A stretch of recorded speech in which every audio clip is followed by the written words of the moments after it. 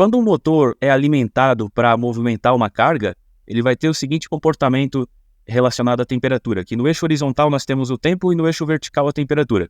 Se aqui está a temperatura ambiente, esse motor ele vai começar a partir da temperatura ambiente e como ele vai produzindo calor, enquanto ele estiver alimentado, especialmente se tiver uma carga significativa na ponta do eixo, ele vai produzindo calor, a tendência é que essa temperatura vá acumulando e vá aumentando, mas isso aqui é reto na verdade, né?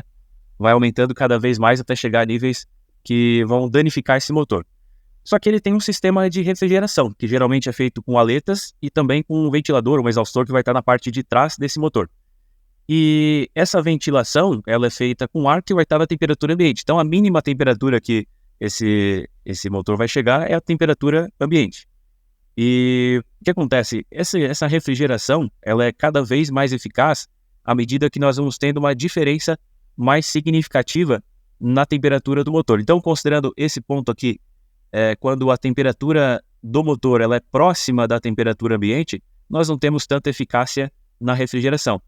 Aqui, um pouquinho mais para frente, a diferença de temperatura ela já é bem maior, né, em relação a essa aqui. Então, começa a ter mais eficácia. Se pegar esse momento aqui, a diferença de temperatura é bem significativa. Então, nesse caso aqui, aquelas aletas lá e o ventilador, eles vão ser bastante eficazes aí no controle da temperatura, na redução da temperatura. Então, o que vai acontecer? Esse gráfico aqui é o nosso aquecimento do motor. A refrigeração ela é cada vez mais eficaz à medida que aumenta a temperatura. Então, o gráfico ele vai se comportar mais ou menos dessa forma aqui, né? Ele vai ficar cada vez mais eficaz. Eu estou fazendo isso aqui à mão, né? Então, vamos relevar aí as proporções que podem não estar ideais. Mas nesse ponto aqui, ó, onde se encontram a temperatura do motor quando ela vai se elevando e também a refrigeração, ela vai ficando mais eficaz aqui até que ela encontra. Esse ponto aqui é o ponto onde ocorre o equilíbrio térmico do motor. Então, esse aqui é o caso hipotético do motor não ter refrigeração e nada estiver roubando o calor dele, né? Ele só estiver acumulando calor. É esse gráfico aqui. Esse outro gráfico é o gráfico da refrigeração. Mas o gráfico do que acontece de fato com o motor, considerando que ele aquece, mas que ele tem refrigeração, é algo parecido com isso aqui, ó. A temperatura ela aumenta rápido no começo e ela vai encontrando um equilíbrio térmico até que a partir de determinado momento ela não sobe mais. Enquanto estiver com carga plena, não vai subir mais essa temperatura. Qual que é esse ponto? É justamente onde se cruzam aqui esses outros dois gráficos que eu desenhei anteriormente. Então, esse aqui é o gráfico real. A partir do momento que existe um equilíbrio aqui entre a quantidade de calor produzida e a eficácia da refrigeração, a temperatura não sobe mais. É como se nós tivéssemos uma caixa aqui, né? É uma caixa de madeira e tem uma pessoa aqui que está empurrando essa caixa para um lado, a outra pessoa está empurrando a caixa para o outro lado. Enquanto uma delas for mais forte, a caixa vai se movimentar. Então, enquanto essa temperatura que ela for aumentando, nós teremos o aumento da temperatura do motor, mas como a refrigeração ela vai ficando cada vez mais eficaz à medida que essa temperatura aumenta, vai chegar um ponto que essas forças vão se equilibrar, então essa caixa aqui para de se movimentar, né? Nessa analogia aqui, a força de aquecimento e a força de refrigeração, elas se anulam. Então é nesse momento que o motor para de esquentar. Eu vou apagar essas outras linhas aqui para que nós possamos nos concentrar somente na linha que representa o que de fato acontece com esse motor, né? Que é essa linha aqui. Então vai começar a partir da temperatura ambiente e essa temperatura vai encontrar um equilíbrio aqui a partir de determinado ponto, vamos supor que aqui. Bom, quando você vai dimensionar um motor, lá na plaqueta de identificação você vai ver o regime de serviço do motor. E na grande maioria dos casos o motor vai estar especificado em S1. E o que isso significa? Que o motor pode ficar ligado, não necessariamente ele vai, né, mas ele pode ficar ligado por mais tempo do que esse tempo aqui necessário para encontrar o equilíbrio térmico. Então, essa aqui é a temperatura máxima que o motor chega, ele pode ficar ligado, então, no regime S1 considera que ele pode ficar ligado por mais tempo, na verdade aqui, né, por mais tempo do que o necessário para encontrar esse equilíbrio térmico. Essa é uma circunstância onde o motor ele experimenta aí a temperatura máxima que ele pode chegar e, portanto, é um regime de utilização mais severo. Por que isso pode ser caro, especialmente para um fabricante de máquina que, de repente, vai conseguir diluir o custo do projeto por vários equipamentos? Porque não necessariamente você vai estar utilizando o motor no regime S1. Nós temos outros regimes também, como S2, S3 e vários outros. Eu vou me atentar aqui Eu vou focar no S2 e no S3, porque é onde eu tenho dados também para mostrar aqui para vocês como que ocorre esse dimensionamento. Deixa eu apagar isso aqui também para deixar mais limpo aqui a nossa tela. O que considera o regime S2?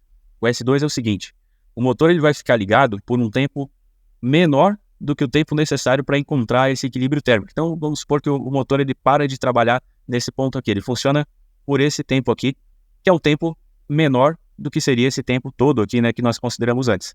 Se ele vai trabalhar por menos tempo e não vai encontrar o equilíbrio térmico, quer dizer que ele está abaixo da temperatura máxima que ele poderia chegar. Se ele está abaixo da temperatura máxima, nós podemos trabalhar com uma corrente maior, já que trabalhando por menos tempo ele não vai chegar nessa... Deixa eu desenhar aqui, vai ficar mais claro. Com a corrente nominal, a curva de aquecimento é essa aqui. Se eu trabalhar com uma corrente mais alta, acho que todos aí concordam que o aquecimento ele vai se dar mais rapidamente. E vai ser algo parecido com isso, talvez. Então reparem que nesse ponto aqui, nesse mesmo ponto aqui, com corrente nominal, nós teríamos esse aquecimento. Só que o motor pode chegar até aqui. Então isso quer dizer que trabalhando por um tempo menor, considerando que a temperatura é a limitação do motor, o motor ele não tem limitação em relação à corrente necessariamente. A temperatura é uma consequência da corrente, por isso que é monitorada a corrente para o motor não queimar. Mas o que acontece na prática é que a limitação do motor está na temperatura. Tem outras limitações também, lógico, mas a principal limitação do motor está na temperatura.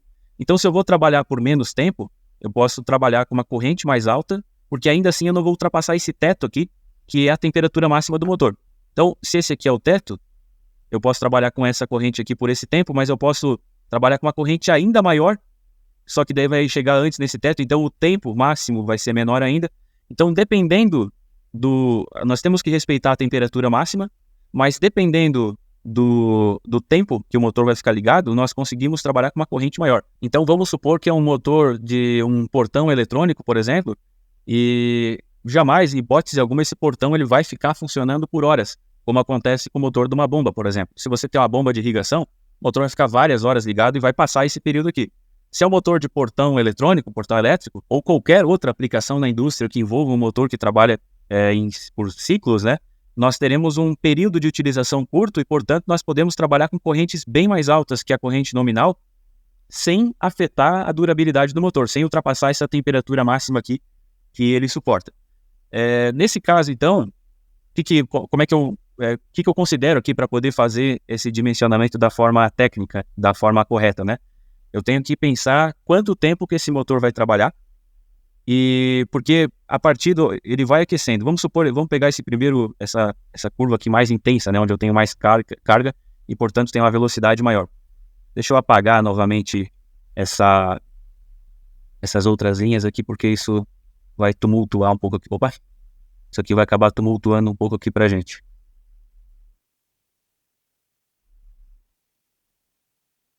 Beleza, então, voltando aqui, nós temos esse gráfico aqui, esse motor vai ficar ligado por esse tempo. O que vai acontecer depois que eu desligar o motor?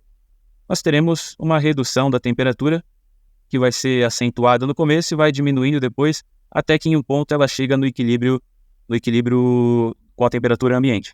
Então, se eu tenho um motor que ele funciona por um tempo menor do que o tempo necessário para encontrar o equilíbrio, reparem que está um pouquinho abaixo aqui, né? Então é menor. Não é tão menor, mas é um pouco menor. Eu até poderia representar isso aqui um pouco abaixo ainda para ter alguma segurança também. Não é legal que façamos dimensionamentos aí no limite, né? Mas se eu tenho um período de funcionamento menor do que o necessário para encontrar o equilíbrio térmico e depois eu tenho um repouso prolongado até que o motor encontre o equilíbrio com a temperatura ambiente, o motor vai encontrar a temperatura ambiente aqui. Se eu tenho essa condição, eu não tenho mais um S2 e sim não tenho mais um S1 e sim um S2. E o que isso significa, se eu tenho um regime S2? Aqui eu tenho uma tabela de um fabricante de motores que diz o seguinte: se eu estou trabalhando com regime S2, com duração de até 10 minutos, essa tabela aqui é específica para uma linha de motores de um fabricante específico. Isso aqui não é genérico, então o dimensionamento ele precisa ser feito em conjunto com o fabricante dos motores. Nesse caso específico aqui, no regime S2, se esse tempo aqui de duração da atuação do motor ele não ultrapassa 10 minutos, quer dizer que eu posso multiplicar a capacidade do motor por 1,35. Então, o motor tem 35% a mais de capacidade do que ele teria se considerássemos o regime S1. Isso aqui significa uma economia enorme na escala, né? Talvez se você vai utilizar apenas um motor, não significa algo tão relevante, né? Mas se você vai fabricar um produto aí, uma máquina que envolva, uma máquina que é seriada, né? Vai envolver o projeto, o custo de projeto vai ser distribuído para várias máquinas, e vale muito a pena, pode representar uma economia muito significativa, até porque isso aqui não é necessariamente proporcional, né? Às vezes, considerando esse fator de correção, muda o tamanho da carcaça do motor, e um motor aí de 100 cavalos pode cair drasticamente. Vamos supor que está trabalhando com um motor bem grande, de 100 cavalos, por exemplo, né?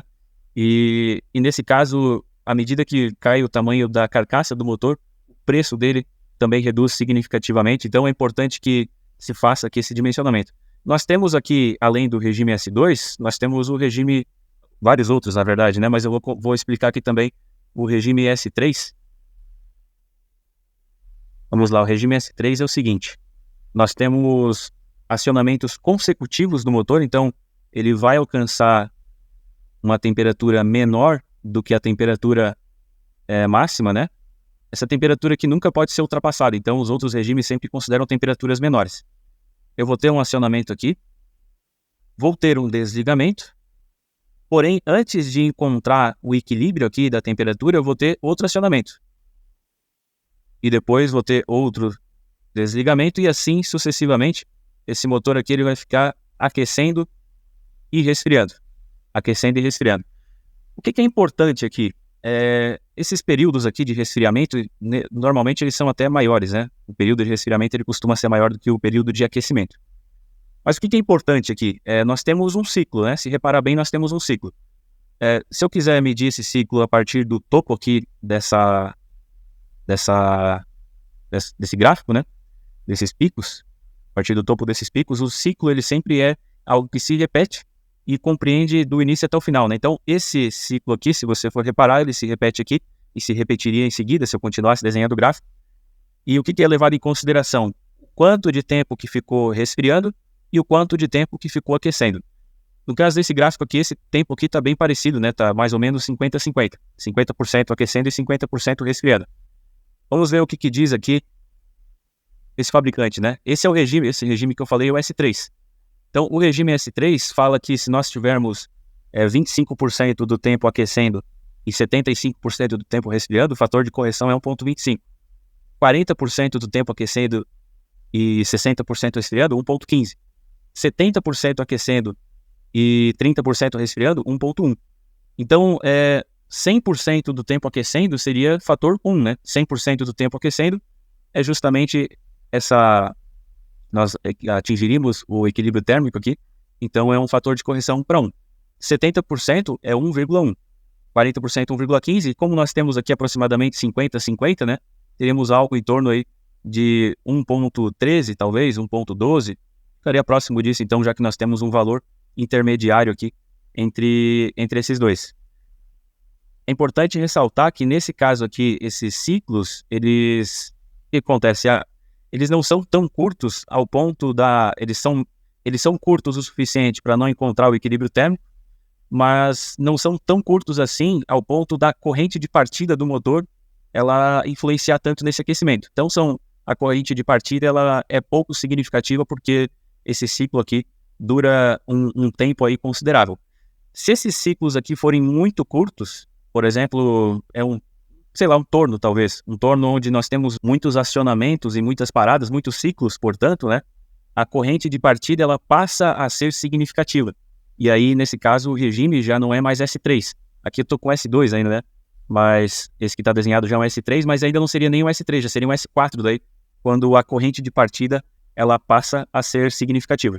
Esses regimes aqui de serviço S1, S2, S3, assim por diante, eles são uma maneira de padronizar e permitir que você consiga conversar com o fabricante do motor e escolher o modelo ideal de forma relativamente simples. Porque o que importa, na verdade, é a quantidade de calor que a sua aplicação vai causar no motor.